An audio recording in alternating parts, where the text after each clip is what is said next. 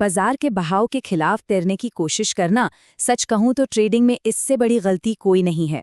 लेकिन क्या हो अगर इससे बचने का, बल्कि बहाव के साथ चलने का एक तरीका हो? चलिए आज इसी को समझते हैं। टॉप पर खरीदना और बॉटम पर बेचना, ये एक ऐसा चक्र है जिसमें हम सब कभी ना कभी जरूर फंसते हैं। लेकिन क्या होगा अगर बाजार को देखने का एक बेहतर नजरिया हो, एक ऐसा तरीका जो हमें ट्रेंड के साथ काम करने दे, उसके खिलाफ नहीं।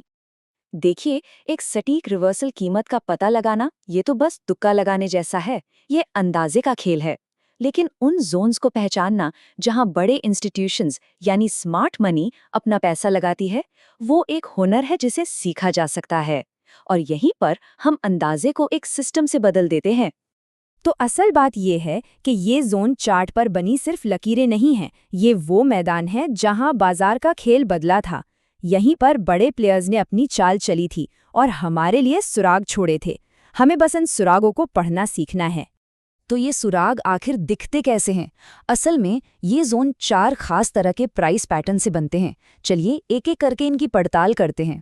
इसे आसान रखने के लिए हम इन पैटर्न्स को 2 ग्रुप में बांट सकते हैं। रिवर्सल पैटर्न तब बनते हैं जब ट्रेंड अपनी दिशा ही बदल लेता है, और कंटिन्यूएशन पैटर्न तब जब ट्रेंड थोड़ा रुककर अपनी यात्रा जारी रखता है। जरा सोचिए, बाजार तेजी से नीचे गिर रहा है, हर तरफ बिकवाली का माहौल है। फिर अचानक कीमत एक जगह आकर ठहर जाती है, मानो सांस ले रही हो। यहीं पर खरीदार मोर्चा संभालते हैं और कीमत को वापस ऊपर धकेल देते हैं। वो जो ठहराव था, वो बेस था, अब एक पावरफुल डिमांड जोन बन गया है। क्यों? क्योंकि असली खरीदारी का एक्शन वहीं हुआ था। और ये ठीक उसका उल्टा है। कीमत तेजी से ऊपर जा रही थी, फिर एक जगह रुकी और तभी विक्रेताओं ने बाजार पर कब्जा कर लिया, जिससे कीमत तेजी से नीचे गिर गई। वो बेस एरिया अब एक सप्लाई जोन है, जहां भविष्य में बिकवाली का दबाव देखने को मिल सकता है। ट्रेंड्स कभी भी सीधी लकीर में नहीं चलते हैं ना।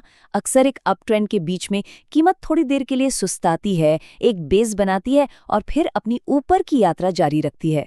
ये ठहराव वाला क्षेत्र एक नया डिमांड जोन बन जाता है, जो ट्रेंड की दिशा में खरीदने का एक और मौका देता है। ठीक इसी तरह एक डाउन ट्रेंड में कीमत थोड़ी देर के लिए रुक सकती है, एक बेस बना सकती है और फिर से गिरना जारी रख सकती है। वो बेस अब एक फ्रेश सप्लाई जोन है, जो हमें ट्रेंड के साथ चलने का एक और मौका देता है। तो इन पैटर्न्स को पहचानना तो पहला कदम है, लेकिन इन्हें इस्तेमाल करने का सबसे जरूरी सुनहरा नियम क्या है? चलिए देखते हैं। ये सुनने में बहुत आसान लगता है, लेकिन ये ट्रेडिंग के सबसे शक्तिशाली नियमों में से एक है। हमेशा बाजार के मुख्य बहाव के साथ चलो, उसके खिलाफ नहीं। जब बाजार ऊपर जा रहा हो तो हम डिमांड जोन पर खरीदने के मौके ढूंढते हैं, और जब बाजार नीचे गिर रहा हो तो हम सप्लाई जोन पर बेचने के। बस इतना ही। ये हमें टॉप और बॉटम पकड़ने के अंदाजे वाले खेल से बाहर निकाल देता है। ठीक है, अब थियरी से एक्शन की तरफ बढ़ते हैं। हम चार्ट पर इन जोन्स को असल में ढूंढते और कंफर्म कैसे करते हैं? तो इसको असल में चार्ट पर कैसे करना है? जब उन 4 पैटर्नों में से एक दिखे तो उस बेस एरिया पर फोकस करें।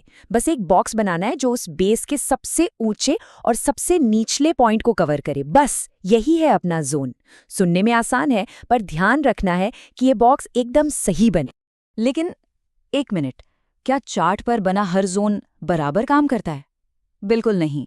कुछ जोन्स दूसरों से कहीं ज्यादा मजबूत होते हैं। तो हम कैसे पता लगाएं कि किस पर भरोसा करना है? इसके लिए हमें एक फिल्टर की जरूरत है, और इसके लिए हम कोई मुश्किल टूल नहीं, बल्कि एक क्लासिक इंडिकेटर का इस्तेमाल करेंगे, बॉलिंजर बैंड्स। कोई फैंसी सेटिंग्स की जरूरत नहीं, बस वही स्टैंडर्ड इंडिकेटर जो हर चैटिंग प्लेटफॉर्म पर मिलता है। इसका काम है हमें एक और कंफर्मेशन देना। और यहीं पर सारी कहानी एक साथ जुड़ जाती है। जब कीमत हमारे बनाए हुए डिमांड जोन में वापस आती है, हम सिर्फ खरीदते नहीं हैं, हम इंतजार करते हैं और देखते हैं कि क्या वो निचले बॉलिंजर बैंड को भी छू रही है। ये एक ओवरसोल्ड सिग्नल है।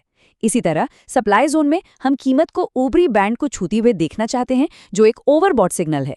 ये डबल कंफर्मेशन हमारे ट्रेड में भरोसे की एक मजबूत परत जोड़ देता है। तो जब हम इन सारे हिस्सों को एक साथ जोड़ते हैं तो ये क्या बनता है? ये अब सिर्फ एक आइडिया नहीं है, ये एक पूरा ट्रेडिंग सिस्टम है। तो ये रहा हमारा नया ट्रेडिंग सिस्टम। पहला, बाजार का बड़ा ट्रेंड पहचाने।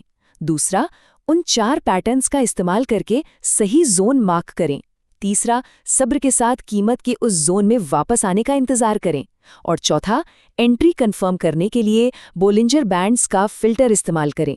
देखा, अंदाजे की जगह अब एक स्टेप बाय स्टेप प्रोसेस है। तो अंत में सारी बात इस पर आती है, बड़े खिलाड़ी चार्ट पर निशान छोड़ते हैं, एक नक्शे की तरह।